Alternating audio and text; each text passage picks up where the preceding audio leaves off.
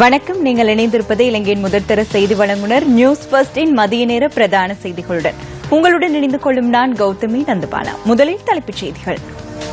லிந்துலி பகுதியில் மழையுடன் வீசிய கடும் காற்று காரணமாக 35 தோட்ட குடியிருப்புகளுக்கு சேதம் ஏற்பட்டுள்ளது.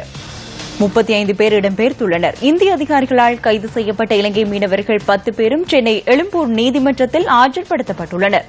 துப்பாக்கி பிரயோகத்தில் மீனவர் உயிரிழந்ததை கண்டித்து ராமேஸ்வரத்தில் 2வது நாளாகவும் மீனவர்கள் மறியல் போராட்டத்தில் ஈடுபட்டுள்ளனர். இன்ஃபுளுவன்சா வைரஸ் பரவுவதை கட்டுப்படுத்துவதற்கு தேவையான அனைத்து நடவடிக்கைகளையும் சுகாதார அமைச்சு மேற்கொண்டுள்ளது. ஈரானில் மனித உரிமை நிலைமைகள் திருப்திகரமாக இல்லை என ஐநா மனித உரிமை பேரவை கூட்டத்தொடரில் அறிக்கை சமர்ப்பிக்கப்பட்டுள்ளது. இனி விரிவான செய்திகள். இந்திய கடலோர காவல் பிரிவினரால் கைது செய்யப்பட்ட இலங்கை மீனவர்கள் 10 பேரும் சென்னை எழும்பூர் நீதிமன்றத்தில் இன்று ஆஜர்படுத்தப்பட்டனர். திருகோணமலையிலிருந்து 2 படகுகளில் கடலுக்கு சென்றிருந்த மீனவர்கள் 10 பேர் கடந்த செவ்வாய்க்கிழமை இந்திய கடலோர பாதுகாப்பு பிரிவினரால் கைது செய்யப்பட்டிருந்தனர். கடந்த திங்கட்கிழமை இரவு கச்சத்தீவிற்கு அருகே உள்ள கடலில் மீன்பிடித்துக் கொண்டிருந்த தமிழக மீனவர்கள் சிலர் மீது நடத்தப்பட்ட துப்பாக்கி பிரயோகத்தில் ராமேஸ்வரம் தங்கச்சிமடம் பகுதியைச் சேர்ந்த பிரிட்ஜோ என்ற மீனவர் உயிரிழந்தார். இந்த சம்பவத்தில் மற்றொரு தமிழக மீனவர் காயமடைந்துள்ளார். இலங்கை கடற்படையினரின் துப்பாக்கி பிரயோகம் காரணமாகவே தமது மீனவர் உயிரிழந்ததாக குற்றம் சாட்டி தமிழகம் முழுவதும் உள்ள மீனவர்கள் வேலைநிறுத்த போராட்டத்தில் இறங்கியுள்ளனர். இந்த சம்பவம் இடம்பெற்ற மறுநாளே இலங்கை மீனவர்கள் 10 பேரை தமிழக கடலோர காவல் பிரிவினர் கைது செய்தமை மேலும் பதற்றத்தை ஏற்படுத்தியுள்ளது. இதேவேளை தமிழக மீனவர் மீது நடத்தப்பட்டுள்ள துப்பாக்கிச் சூட்டில் பெறப்பட்டுள்ள குண்டை வைத்து அது இலங்கை கடற்படையினர் நடத்திய தாக்குதலா என்பதை கண்டறிய முடியும் எனவும் இந்திய கடலோர காவல் பிரிவின் உயரதிகாரி ஒருவர் கூறியுள்ளார். பொதுவாக மீனவர்கள் எல்லை தாண்டி மீன்பிடியில் ஈடுபட்டால் சம்பந்தப்பட்ட நாட்டின் கடலோர காவல் படையினர் அந்த மீனவர்களை சொந்த கடற்பரப்பிற்குள் அனுப்பிவிடுவார்கள் என்றும் அந்த அதிகாரி குறிப்பிட்டுள்ளார். எச்சரிக்கையை மீறினால் மாத்திரமே கைது செய்யப்பட்டு அந்த நாடுகளின் சிறைகளில் தடுத்து வைக்கப்படுவார்கள் என்றும் இந்திய கடலோர காவல் பிரிவின் உயரதிகாரி ஊடகங்களுக்கு தெரிவித்துள்ளதாக தி ஹிந்து செய்தி வெளியிட்டுள்ளது. துப்பாக்கிச் சூட்டில் உயிரிழந்த தமது மீனவரின் உடலை ஏற்க மறுப்பு தெரிவித்து தங்கச்சிமடத்தில் 2வது நாளாகவும் மீனவர்கள் மறியல் போராட்டத்தில் ஈடுபட்டுள்ளனர். மத்திய அரசு சார்பாக அமைச்சர்கள் தங்கச்சி மடத்திற்கு நேரில் வந்து பாதுகாப்பாக மீன்பிடிக்க உத்தரவாதம் அளிக்கும் வரையில் தங்களின் போராட்டத்தை கைவிடப் போவதில்லை என்றும் மீனவர்கள் கூறியுள்ளதாக இந்திய ஊடகங்கள் தெரிவித்துள்ளன. இலங்கை கடற்படையினரால் கைது செய்யப்பட்டுள்ள மீனவர்களையும் படகுகளையும் உடனடியாக விடுவித்தல், மீனவர் பிரச்சினைக்கு நிரந்தர தீர்வினை காணுதல், இலங்கை பிரதிநிதிகளை நாட்டிலிருந்து திருப்பி அனுப்புதல் உள்ளிட்ட கோரிக்கைகளை தமிழக மீனவர்கள் வலியுறுத்தியுள்ளனர். தமிழகத்தின் ராமநாதபுரம், புதுக்கோட்டை, நாகப்பட்டினம், காரைக்கால், தஞ்சாவூர், திருவாரூர் ஆகிய 6 மாவட்டங்களைச் சேர்ந்த விசைப்படகு மற்றும் நாட்டுப்படகு மீனவர்கள் 2வது நாளாகவும் கடலுக்கு செல்லவில்லை எனவும் தமிழக செய்திகள் குறிப்பிட்டுள்ளன. இந்த நிலைமையில் தமது மகனின் உயிரிழப்பே கடலில் இடம்பெற்றுள்ள கடைசி மரணமாக இருக்கும் என்ற உத்தரவாதத்தை இந்திய மத்திய அரசு வழங்கும் வரையில் பிரிட்ஜோவின் உடலை ஏற்கப் போவதில்லை என உயிரிழந்த மீனவரின் தந்தை தெரிவித்துள்ளார். தமிழக மீனவர்களின் பிரச்சினைக்கு தீர்வு காண இலங்கைக்கு தாரை பார்க்கப்பட்ட கச்சத்தீவை மீட்க வேண்டும் என திராவிட முன்னேற்றக் கழக செயல் தலைவர் மு.க. ஸ்டாலின் வலியுறுத்தியுள்ளார். இந்திய வெளியுறவுத்துறை அமைச்சர் சுஷ்மா சுவராஜுக்கு இன்று அனுப்பியுள்ள கடிதத்தில் ஸ்டாலின் இதனை குறிப்பிட்டுள்ளார். எவ்வாறாயினும் இந்திய மீனவர்கள் சிலரை இலக்கு வைத்து துப்பாக்கி பிரயோகம் நடத்தப்பட்டதாக முன்வைக்கப்பட்டுள்ள குற்றச்சாட்டினை இலங்கை கடற்படை முற்றாக நிராகரித்துள்ளது. எந்தவொரு சந்தர்ப்பத்திலும் கடற்படை தளபதியின் பூரண அனுமதியின்றி கடற்படை படகுகளில் கடமையில் இருக்கும் படையினரால் வேறு தரப்பினர் அல்லது படகுகள் மீது துப்பாக்கிச்சூடு நடத்த முடியாது என இலங்கை கடற்படை விடுத்துள்ள அறிக்கையில் வலியுறுத்தப்பட்டுள்ளது. இதனிடையே மீனவர்களின் பாதுகாப்பு முக்கியத்துவம் வாய்ந்தது என்பதால் இலங்கை அரசாங்கம் அனைத்து சந்தர்ப்பங்களிலும் இந்திய மீனவர்கள் தொடர்பில் மனிதாபிமான நடைமுறையை பின்பற்றுவதாக வெளிவிவகார அமைச்சின் அறிக்கையில் தெரிவிக்கப்பட்டுள்ளது. இந்த துப்பாக்கி பிரயோகத்துடன் இலங்கை கடற்படையினருக்கு தொடர்பில்லை என்பது உறுதி செய்யப்பட்டிருந்தாலும் இந்திய அதிகாரிகளின் ஒத்துழைப்புடன் செய்மதி தொழில்நுட்பத்தையும் பயன்படுத்தி விசாரணை நடத்துவதற்கு நடவடிக்கை எடுப்பதாகவும் அமைச்சு அறிவித்துள்ளது. இந்திய மீனவர்கள் தான் துப்பாக்கி பிரயோகத்தில் ஒருவர் உயிரிழந்து மற்றொருவர் காயமடைந்ததாக கூறப்படுகின்ற சம்பவம் தொடர்பில் இலங்கை அரசாங்கம் கவலை அடைவதாகவும் வெளிவிவகார அமைச்சின் அறிக்கையில் மேலும் குறிப்பிடப்பட்டுள்ளது.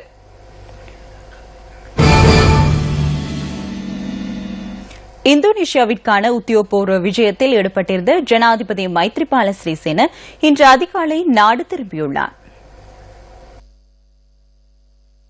இந்து சமுத்திர வலய அரசு தலைவர்கள் மாநாட்டில் கலந்து கொள்வதற்காக கடந்த 6ஆம் தேதி இந்தோனேஷியாவிற்கான பயணத்தை ஜனாதிபதி மேற்கொண்டார்.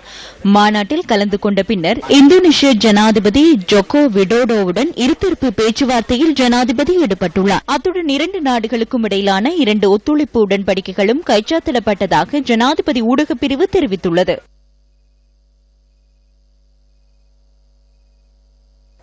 லிந்துலை பிரதேசத்தில் மழையுடன் வீசிய கடும் காற்று காரணமாக 33 தோட்ட குடியிருப்புகளுக்கு சேதம் ஏற்பட்டுள்ளது.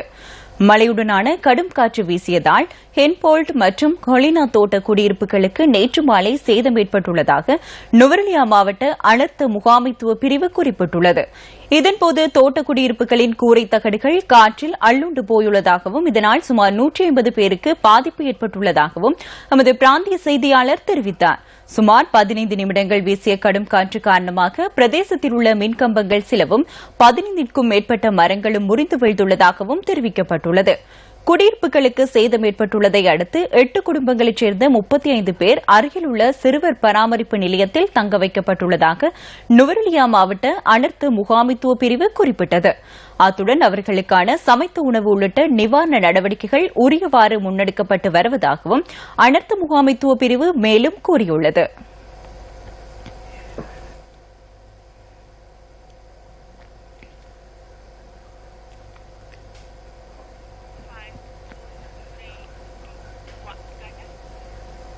வேலையற்ற பட்டதாரிகள் வடமாகாண சபை முன்பாக இன்று கவனஈர்ப்பு போராட்டத்தில் ஈடுபட்டுள்ளனர். யாழ் மாவட்ட செயலக வளாகத்தில் தொடர்ச்சியாக போராட்டம் நடத்திய நிலையில் நேற்று மனித சங்கிலி போராட்டத்தை வேலையில்லா பட்டதாரிகள் முன்னெடுத்தனர்.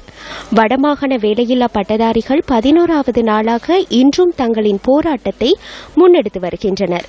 வடமாகாண சபைக்கு முன்பாக பட்டதாரிகள் இன்று கவனஈர்ப்பில் ஈடுபட்டதுடன் தற்போது அவைத்தலைவர் CVK சிவஞானம் தலைமையிலான மாகாண சபை உறுப்பினர்களுடன் கலந்துரையாடலில் ஈடுபட்டுள்ளதாக எமது பிராந்திய செய்தியாளர் கூறினார்.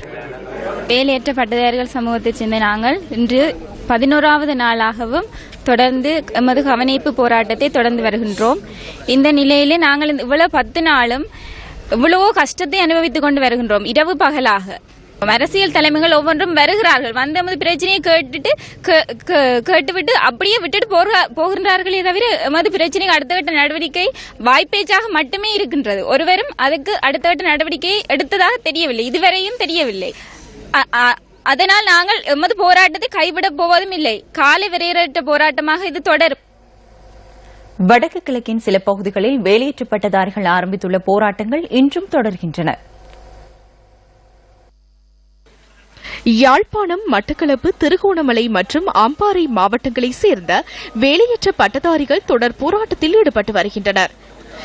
யாழ் மாவட்ட செயலகம் முன்பாக வடமாகாண வேலையற்ற பட்டதாரிகளால் முன்னெடுக்கப்பட்டுள்ள போராட்டம் 11வது நாளாக இன்றும் தொடர்கிறது. வடமாகாண வேலையில்லா பட்டதாரிகளின் போராட்டம் நேற்று மனித சங்கிலி போராட்டமாக வடிவம் பெற்றது. அத்துடன் இன்று வேலையற்ற பட்டதாரிகள் வடமாகாண சபை முன்பாக தங்களது போராட்டத்தை நடத்தினர். மட்டக்களப்பு மாவட்ட வேலையற்ற பட்டதாரிகளின் சத்தியாகிரக போராட்டம் 17வது நாளாக முன்னெடுக்கப்பட்டுள்ளது. காரைதீவு சுகாதார அலுவலகத்திற்கு அருகில் மம்பாறை மாவட்ட வேலையற்ற பட்டதாரிகள் தொடர்ந்தும் சத்தியாகிரக போராட்டத்தில் ஈடுபட்டு வருகின்றனர். திருகோணமலை மாவட்ட வேலையற்ற பட்டதாரிகளும் ஆளுநர் செயலகத்திற்கு முன்பாக கவனஈர்ப்பு போராட்டத்தை 8வது நாளாகவும் நடத்தி வருகின்றனர். வடமாகாண சபையின் 87வது அமர்வு யாழ் கைதடியில் அமைந்துள்ள மாகாண சபை கட்டட தொகுதியில் இன்று முற்பகல் ஆரம்பமானது. அவைத்தலைவர் CVK சிவஞானம் தலைமையில் இன்றைய மாகாண சபை அமர்வு ஆரம்பமானது. வடமாகாண சபையின் இன்றைய அமர்வு தொடர்பான தகவல்களுடன் நமது பிராந்திய செய்தியாளர் கதிர்காமநாதன் ரஜினிகாந்த் இணைந்துள்ளார். வடமாகாண சபையினுடைய 87வது அமர்வு ஆரம்பமாகி தற்போது நடைபெற்றுக் கொண்டிருக்கிறது. வடமாகாண வெளியேற்ற பட்டதாரிகள் வடமாகாண சபை வளாகத்தினுள் கவனஈர்ப்பு போராட்டத்தில் ஈடுபட்டிருந்ததன் காரணமாக வடமாகாண சபையினுடைய அமர்வுகள் இன்று நண்பகல் 12 மணியளவிலேயே ஆரம்பமாகியது. அமர்வில் ஆரம்ப கருத்து தெரிவித்த வடமாகாண சபை அவைத்தலைவர் CVK சிவஞானம் வடமாகாண வேலையற்ற பட்டதாரிகளின் கோரிக்கை சம்பந்தமாக ஆராய்ந்து எதிர்வரும் 13ஆம் தேதி அமைச்சர்கள், உறுப்பினர்கள், பட்டதாரிகளுடைய பிரதிநிதிகள் அடங்கலாக வடமாகாண சபை ஆளுநரை சந்தித்து வடமாகாண சபை சார்ந்த வெற்றிடங்களை நிரப்புவதென தீர்மானிக்கப்பட்டுள்ளதாக இன்றைய தினம் சபையை தெரிவித்திருந்தார். அதனைத் தொடர்ந்து ஆளுங்கட்சி உறுப்பினர் M. தியாகராஜா வனலாகாவினால் அபகரிக்கப்பட்ட காணிகள் விடுவிக்கப்பட வேண்டும் என கோருகின்ற பிரேரணையை சபையிலே சமர்ப்பித்து உரையாற்றினார். வடமாகாண சபையினுடைய அமர்வுகள் தொடர்ந்து இடம்பெற்று வருகின்றன. வடமாகாண சபை பேரவைச் செயலகத்திலிருந்து நியூஸ் செய்திகளுக்காக கதிராமத்தையன், ரஜினிகாந்த். காணாமலாக்கப்பட்டோரின் உறவினர்களால் இன்றும் வடக்கு மற்றும் கிழக்கு பிரதேசங்களில் எதிர்ப்பு நடவடிக்கைகள் முன்னெடுக்கப்பட்டு வருகின்றன. காணாமல் ஆக்கப்பட்டோரின் உறவினர்களால் கிளிநொச்சி மற்றும் வவுனியா பகுதிகளில் தொடர் உண்ணாவிரத போராட்டமும் திருகோணமலையில் கவனஈர்ப்பு போராட்டங்களும் முன்னெடுக்கப்பட்டு வருகின்றன. கிளிநொச்சியில் காணாமல் ஆக்கப்பட்டோரின் உறவினர்களால் முன்னெடுக்கப்படும் கவனஈர்ப்பு போராட்டம் இன்றும் 18வது நாளாகவும் தொடர்கிறது. காணாமல் ஆக்கப்பட்டோரின் உறவினர்களால் வவுனியாவில் ஆரம்பிக்கப்பட்ட போராட்டத்தின் 14வது நாள் இன்றாகும். அத்துடன் திருகோணமலையிலும் 4வது நாளாக காணாமல் ஆக்கப்பட்டோரின் உறவினர்கள் கவனஈர்ப்பு நடவடிக்கை ஈடுபட்டு வருகின்றனர். மேலும் திருகோணமலை, மூதூர், பாரதிபுரம் சிவன் கோயில் வளாகத்திலும் சுழற்சி முறையிலான உண்ணாவிரத போராட்டம் முன்னெடுக்கப்பட்டு வருகின்றது. ஏறாவூர் புன்னக்குடாவில் அரசாங்க காணிகளை அளவிடும் நடவடிக்கை இன்றும் முன்னெடுக்கப்பட்டன. புன்னக்குடா பகுதியில் அரசு காணிகள் சட்டவிரோதமாக சிலருக்கு பகிர்ந்தளிக்கப்பட்டதாக முன்வைக்கப்பட்டிருந்த குற்றச்சாட்டுகளை அடுத்து நீதிமன்ற உத்தரவின் பிரகாரம் இந்த அளவீடு முன்னெடுக்கப்பட்டுள்ளது. கடந்த காலங்களில் பிரதேச அரசியல்வாதிகளால் புன்னக்குடாவில் அரசு காணிகள் சிலருக்கு பகிர்ந்தளிக்கப்பட்டுள்ளதாக தெரிவித்து மக்கள் பெரும் எதிர்ப்பு தெரிவித்தனர். இதனையடுத்து போலீசாரினால் ஏறாவூர் சுற்றுலா நீதிமன்றத்தில் வழக்கு பதிவு செய்யப்பட்டது.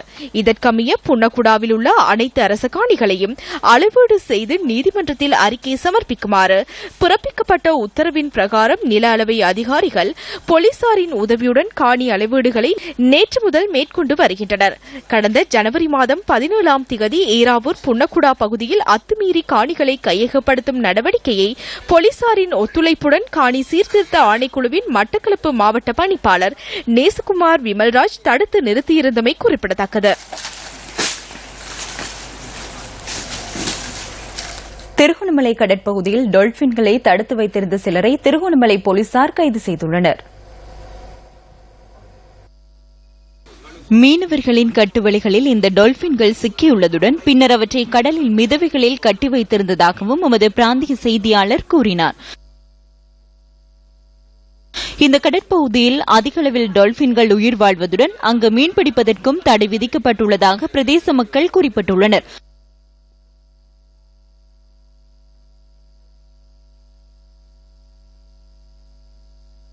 சம்பவத்துடன் தொடர்புடையவர்கள், கட்டுவலை உரிமையாளர் உட்பட 9 மீனவர்கள் கைது செய்யப்பட்டுள்ளனர். கைது செய்யப்பட்டவர்கள் இன்று திருகோணமலை நீதிமன்றத்தில் ஆஜர்படுத்தப்பட உள்ளனர். இத்துடன் நியூஸ் ஃபர்ஸ்டின் மதிய நேர பிரதான செய்திகள் நிறைவடைகின்றன. நமது அடுத்த மணித்தல் செய்திகளை 2:25க்கு எதிர்பாருங்கள். வணக்கம்.